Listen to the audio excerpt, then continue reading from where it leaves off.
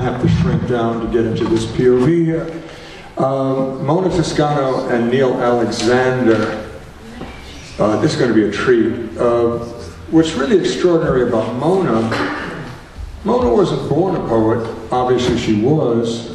She really started midstream in her life, and she found herself up in Rome, New York Arts Center, which she was a member, and serendipitously found herself workshopped with extraordinary people such as Hayden Carruth, Michael Burkhart, Aga Saeed Alid, and she workshopped also with Carolyn Forche, who is the American Peace poet. She came to Newburgh in '96, discovered the Hudson River Poets. I believe that's with Hisse, correct, Robert? Tuesday and Hide. Tuesday and Hide. I'm doing my dyslexic thing there. And she ran that for 4 years.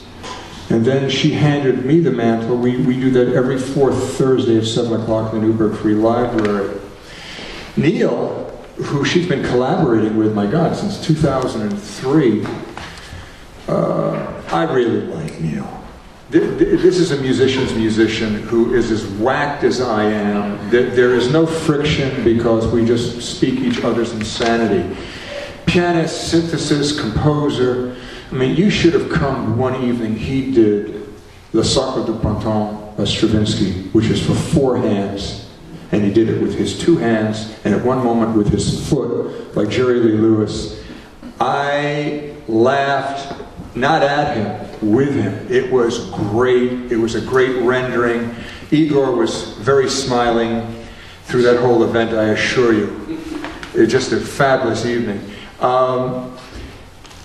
What I really like about Neil is his eclecticism, because it brings a dynamic to whatever he documents as a proof of his witness. He's got a classical ensemble called the X Ensemble.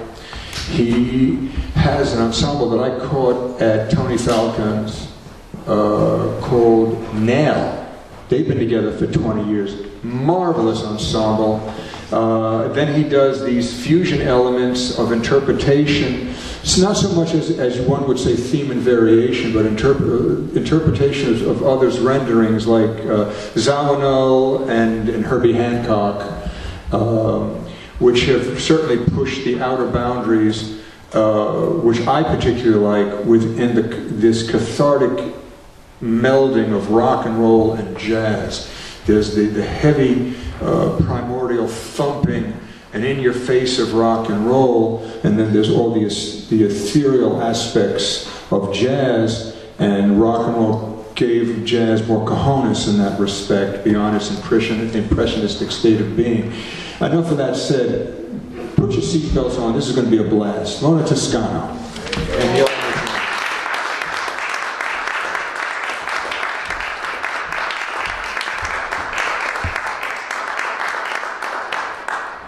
thank you all for coming. It's so nice to see my friends. God, you're such fans. I'm so lucky. And I want to thank Hayden for maintaining the Howland Center as a poetry venue, and Robert for asking me, and for his ubiquitousness, and Neil, of course.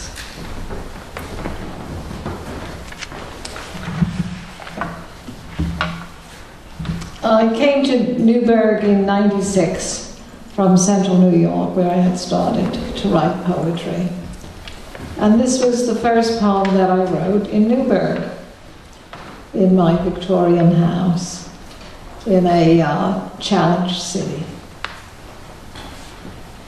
In Newburgh in summer, sometimes it's the morning dove's first dimpled coo that wakes me at 5 a.m. Or else my lover's hand extending, reaching for my thighs, slowly yet deliberately, like the tangle of trumpet flowers outside over the shed, a burnt orange cloud. If I close my eyes, I can see them unfurl with the colors of dawn, dew moist and dangling their notes in a merry silent symphony. The trumpets slip into their long, ruffled-edged vermilion dresses. Or else it's the collections that wake me.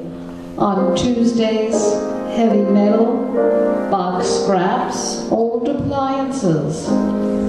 Drowsy in alpha sleep, I can hear those muscular men inhale as they hoist, pull together, lift high.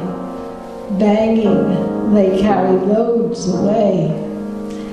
And the sun, always the sun, before or after. The sun will stream in translucent ribbons through Newburgh windows. So many panes are 2 over 2, refined detail in historic molding. As mats on roof sockets absorb the light, they acquire pale shadows that dawn dance inside upper floor bedrooms on Liberty Street. There are women like me who rise anew, breathing in their lover's aura. They exhale translucent sighs as they open themselves deliberately to another August day, like a symphonic burst of vermilion trumpets.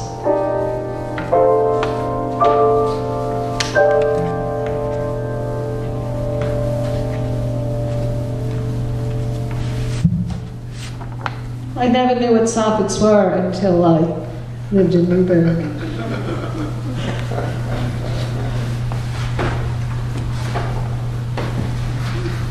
This is a piece that Neil and I did. I think it might have been the first piece that we did together, and that was back in 2003. And we've done it other times. I'm sure many of you have heard the pieces that I'm reading. I hope you enjoy them again, and if you haven't heard them, I hope you like them anew. This is a rite of passage poem. Neil does wonderful things. He plays Appalachian suites, and you'll hear another song. I'm sure many of you will know it.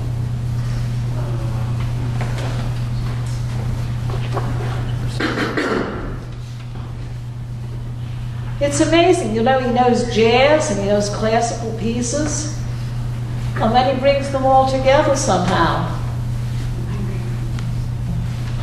It's terrifying.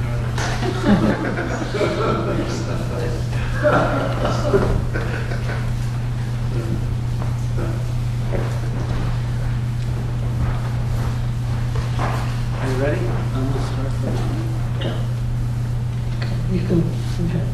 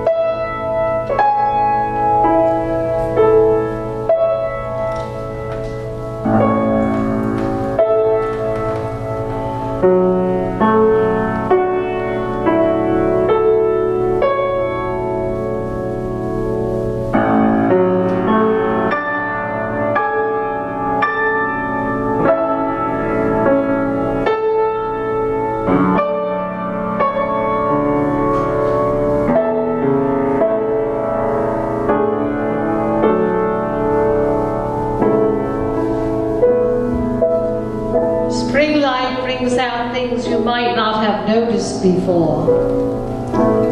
Angels have written secrets on the mirror propped against the parlor wall, the mirror I never hung because I will be leaving here. The cryptic messages on the mirror are legible in the equinox light. Some letters are foreign. Some symbols look like the dust tracks of ladybugs. One sentence reads, "Life has thorn amidst the roses." Another, "Your cup will be filled to the brim sometimes."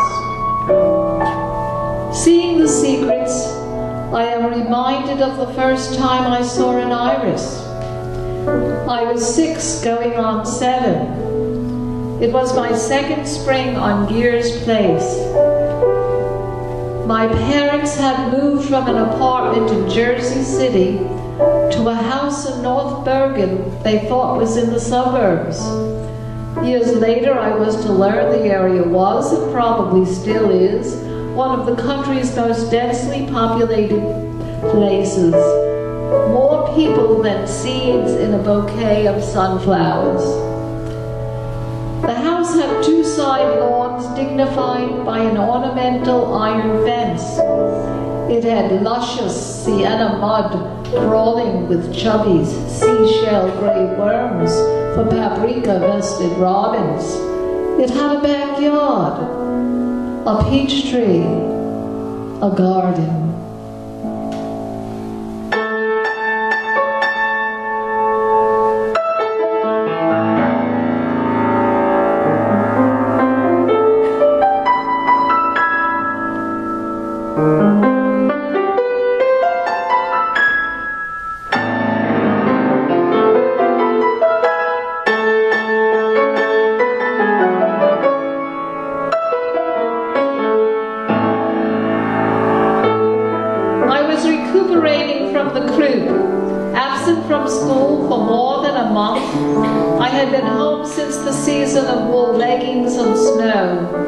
My mother had sent me outside to collect some sunlight, to rush my healing, to be free of me, to spring clean as she listened to radio jingles that hypnotized women for compulsive housekeeping.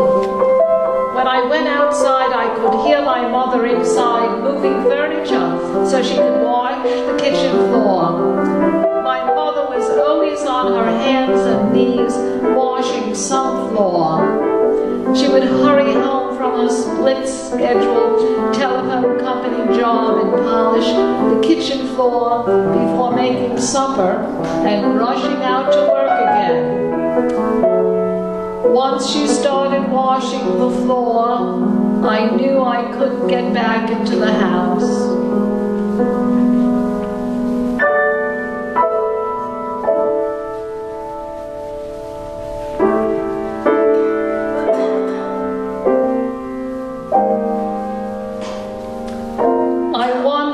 The backyard to the garden.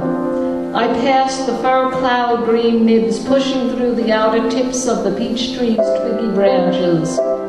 My father had turned and aired the soil to make a bed for the vegetables. Walking through the clods, my oxblood Oxfords became real earth brown. In the back of the garden was a thick barrier hedge, overgrown and unkempt. It sat catty-corner to the yard, stout, tall, upright.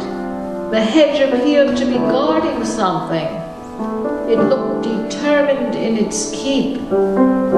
It also looked lonely in its state of leaflessness. I peeked under the hedge's thick brambly legs. On the other side was a tender patch of green grass. I got the urge to touch that sprouting freshness. I elbowed through the hedge to the beckoning green. On the way, my face and hands were bitten by prickers. My crocheted sweater became a wattled nest of burrs. I ignored the thorns, the smarting from twig slaps. I was exhilarated. This was my first green adventure.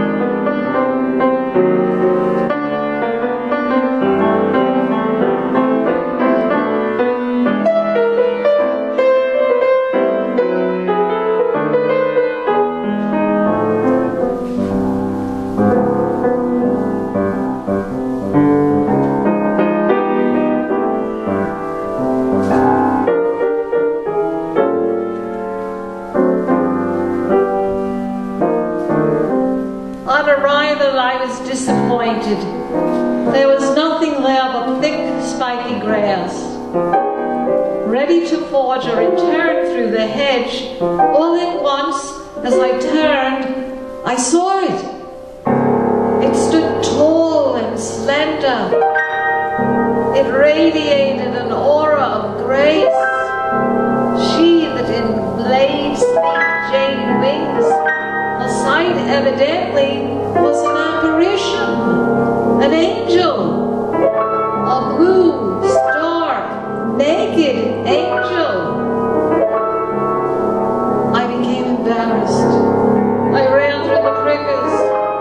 I flew up the steps to the back stoop and banged on the back door. My mother, still polishing, screamed when she saw me burr-ridden, thorn-scratched, and tracking mud. "Where have you been?" she scolded. What could I have said to erase that stare, that guilt inoculation for being disheveled from the crawl on my belly in the bushes?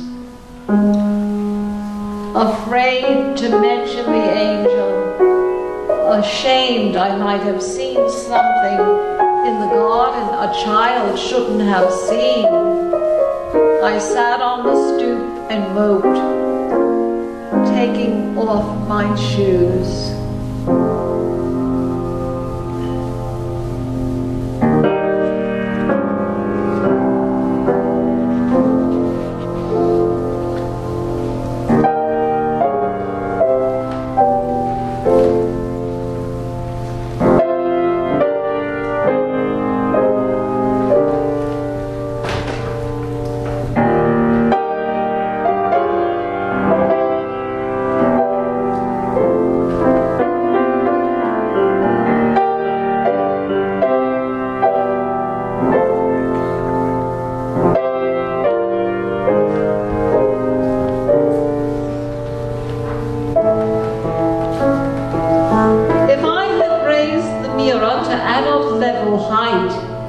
If I had dusted away the angel's tracings, I never would have recalled how April holds soft petal secrets.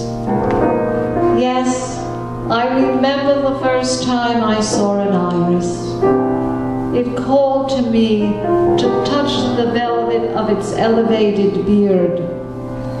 It sang a heavenly blue song that returns sometimes, in dulcet dreams, in tender clinging moments of orgasmic splendor, in chance sightings of a long streaming equinox light.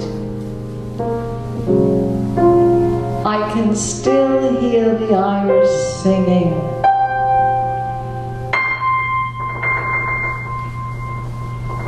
Come here, little girl. Look into my blue petal face. See the long gold flecks arch from my iris. Inhale my pale scent. Lean close, lean close. I will whisper a blue secret.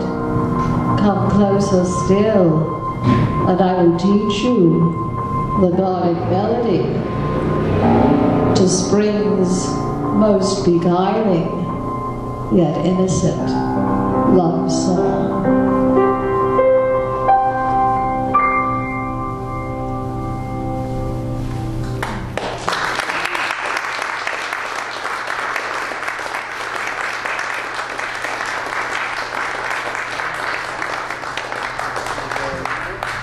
Mediterranean film. We're going to do Mediterranean. I have a preface to. I have a preface to this poem. When I met Victor, more than one friend told me he was seeing another woman. He was 65 at the time. I was 13 years younger. He was a retired professor of mechanical engineering who continued to patent inventions. I knew his girlfriend, of which they spoke. She was his age, and besides, she was in the hospital at that time. I felt she was a pushover, that he would fall for me. I didn't know what it meant that he was a Casanova. He always began slow and caring, knew all the right moves, loved beguiling with whispers in English and Italian, the ultimate being, will you come for me as beautiful as you are?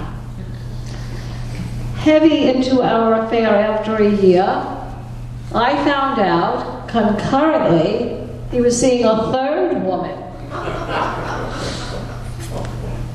I was heartbroken, but I knew then what a Casanova was. Someone in love with the finesse of lovemaking who engineered the art of seduction. About 10 years later, I learned he died in the saddle. He was seeing a woman 30 years his junior, so she was in her 40s. Can you just imagine their last rendezvous galloping date? She was sighing, I'm coming, I'm coming. And he gasped, I'm in heaven, I'm in heaven. And you know what? They both were right. Not even Casanova had that fate. The rogue claimed he seduced 124 women. He fell in love with 2. One a promiscuous adolescent whose parents were horrified with his proposal. The other a Zoftic married woman. She ditched him, even though he was well heeled at the time. Her husband was a marquis, wealthy, rich. So this is the poem that I wrote, an early poem for Victor. Victor, before I knew about his shenanigans, Victor the Leader.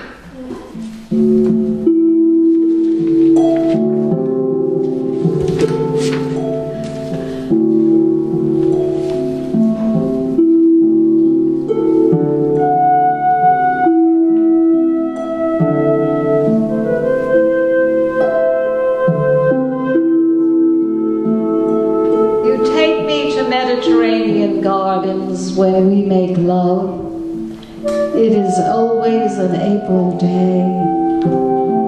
The luxuriant leaves in the orange grove reflect my grinning. There they rustle as the breezes blow endearments. I hear Bacchus gurgle under marble fountains. He watches Ceres advance singularly. She takes her time, adorning herself in his favorite season, while we wander in the grace of savory cedar, stretching, growing higher, along pebbled paths to the sea's shore. The sands are as white as the moon and as soft as the inner skin of thighs. I smell bougainvillea. The nightingale practices her aria as you coax a second coming, or a third. You are a magician. Whisper your incantation again. Take me back to the place where I was before I loved you. Quick, before I become lost forever in Tuscany.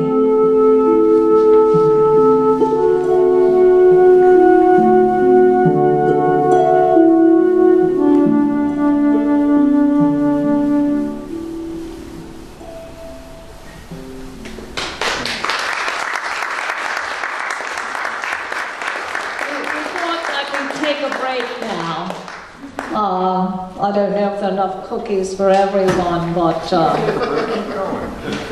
no, but it's going to be about the same. I think it should We'll have cookies afterwards. Oh la la la la la You la. are cookies. Yeah.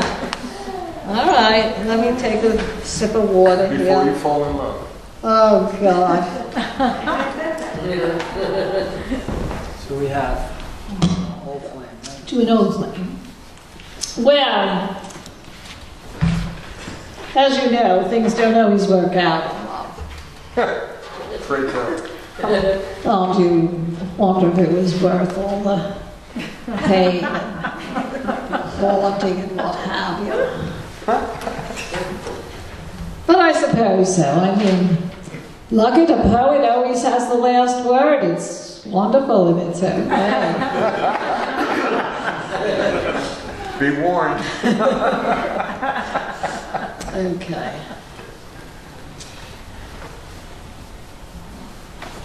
To an old flame who sent a book from Italy.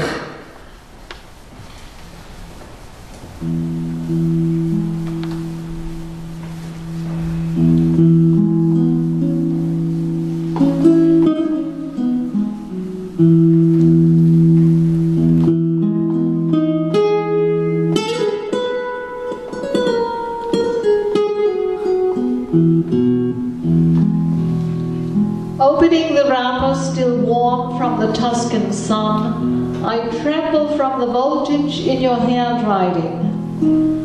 Your gift is gold lightning in the Sienna wheat fields of my mind. The thunderstorm's clap releases the aroma of baked bread. Every raindrop in those bronze shafts mirrors memories. Of all my lovers, the way you had me were the most Dionysian.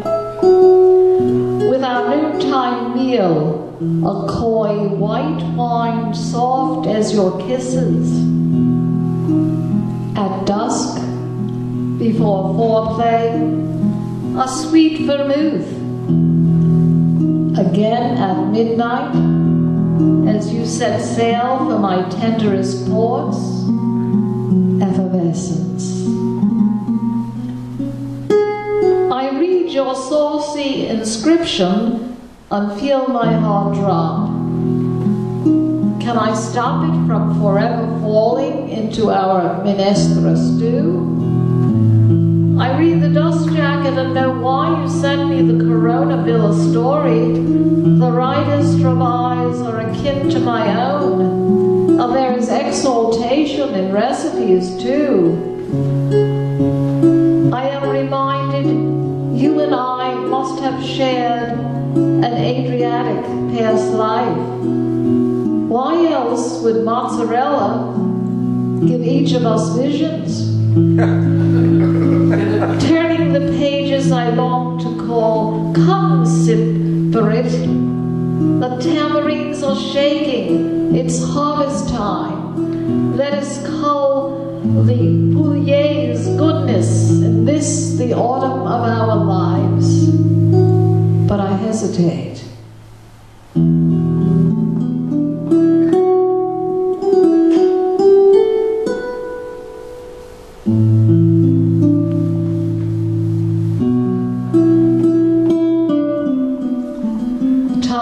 Inattention have distanced us. We are as separate as the near and far Mediterranean shores. What once was one has become two estranged continents. Only in my dreams are we Otello and Desdemona, resurrected believing in one another. That backdrop, an invented reality. You remain blind as the aged Oedipus to my letters, mute as Zeus to my Io bleating messages. Your note recalls we shared a spicy primavera, so you remember pasta. What about passion?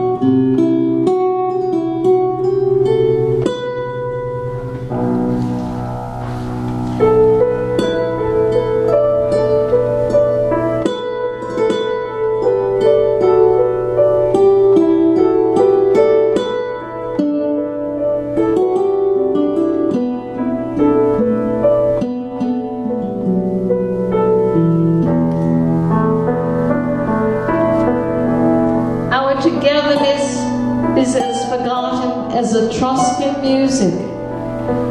I tear my eyes out like Lucia reading into your lines an invitation to a Venetian banquet of delight. For your part, you prefer we savor what was and dine apart. You send a gift again and sign friend. Cruel friend, has your gift come from Tantalus' tree? If we did share a past life, you stood alone atop your sarcophagus, proud black iron-hammered ox. I, a motley clay dough, knelt wounded and lonely. I will close your book and place it under my bed in my Pandora box of anxieties. There, the portals to the banquet I envisioned are impenetrable. The wine is bitter. The bread is stale. The roast is cold and grisly.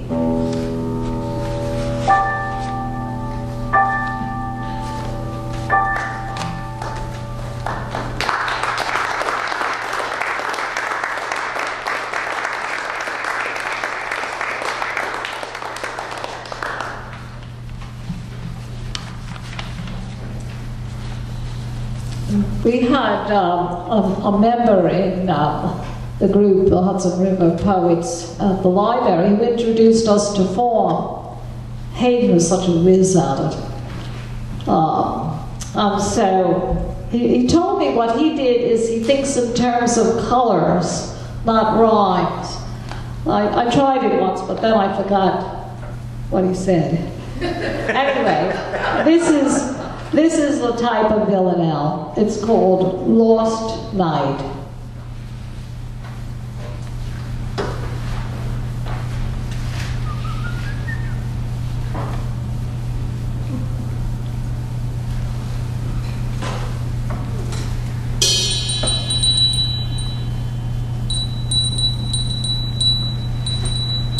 Verily, there were many more than a few in the mix of lovers, whose wonders still burn reverie bright, despite the flight of years. Reminiscences pour of the amalgam of bodies molten through the night. Could it be I have forgotten names of some who held me tight? There were many more than just a few. Memory of love's magic still has me moan at night. Body bliss, sweet laying down, sweeter still, spread eagle delight. Who is who I can't remember exactly anymore. What's strange is what also flares memory's delight are unconsummated loves I didn't demur. Let's slip away, take flight. There were many more than just a few.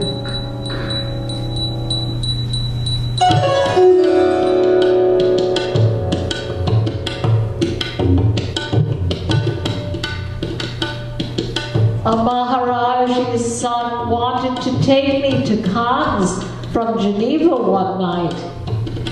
My innocence was such I remained with fright. Foolish chastity slammed passion's door.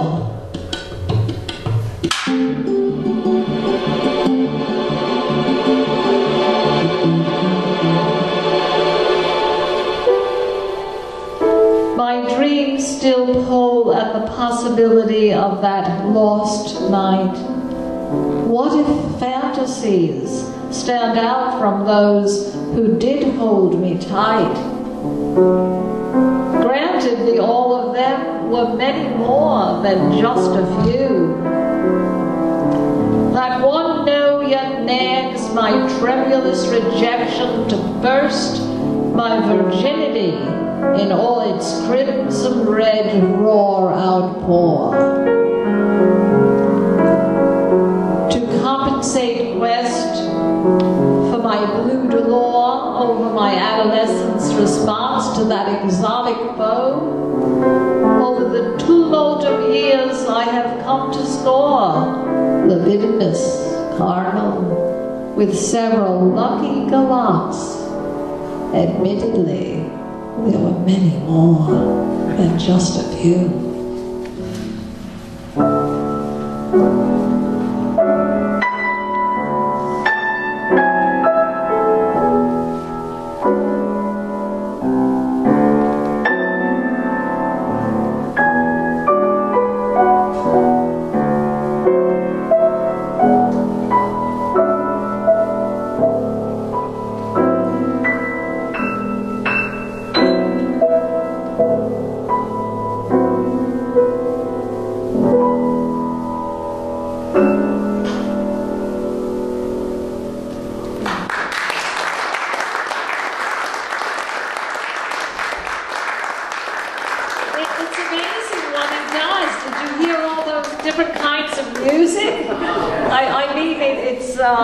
There's more variety than in my poem. I think the music is better than my poem. But I'm so lucky that we duet together.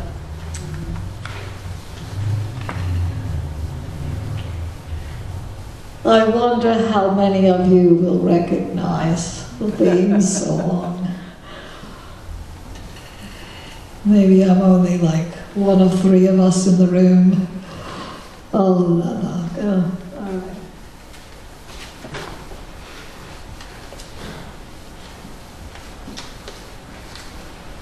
It's a compliment to the flyer, if any of you saw the flyer. Riptide of Love.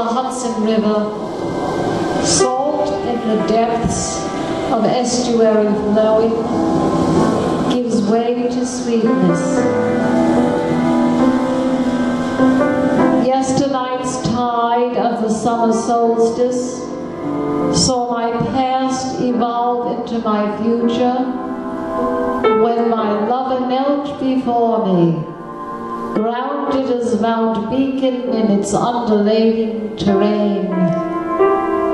Who can say definitively where the rise begins or ends?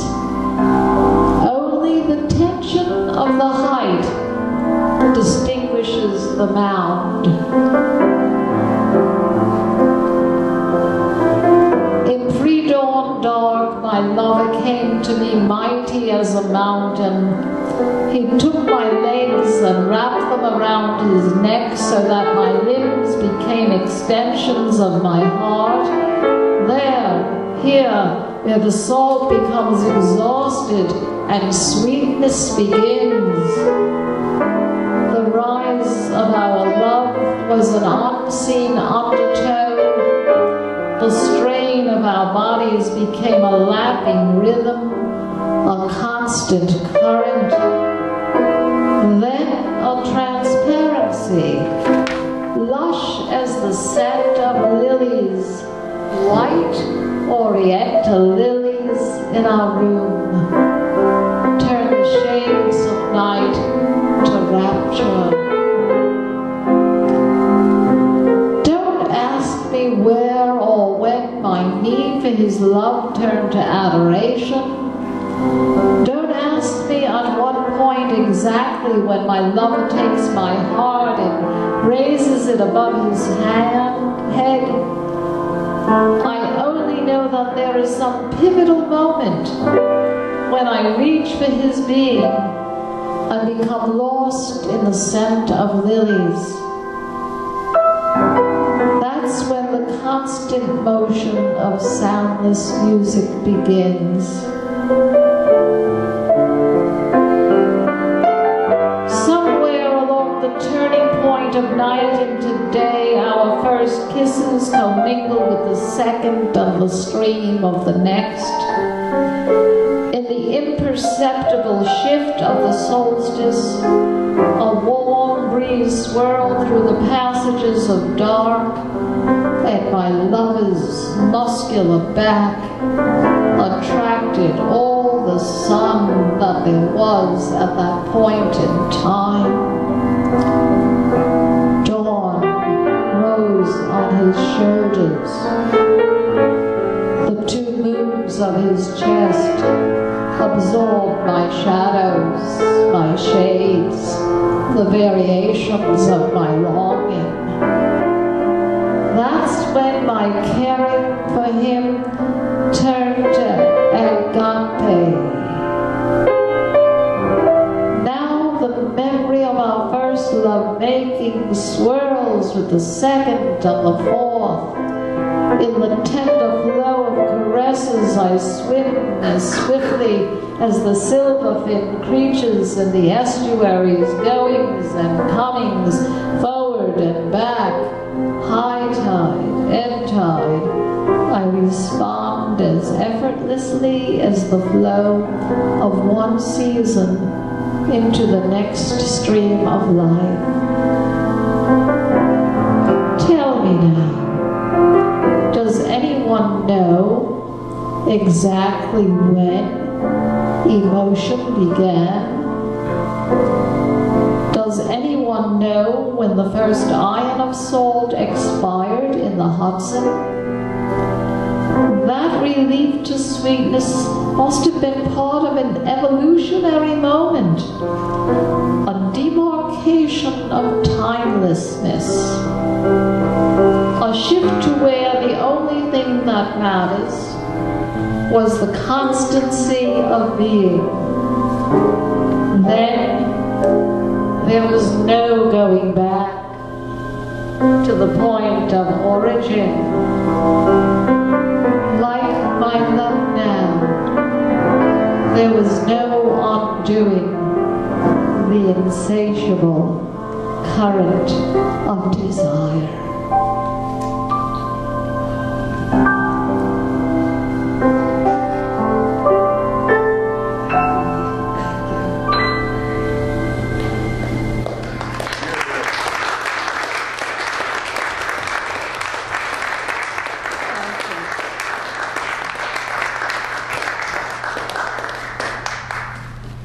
Well, I don't know if any of you recognize that song, but I do, so thank you. Thank you.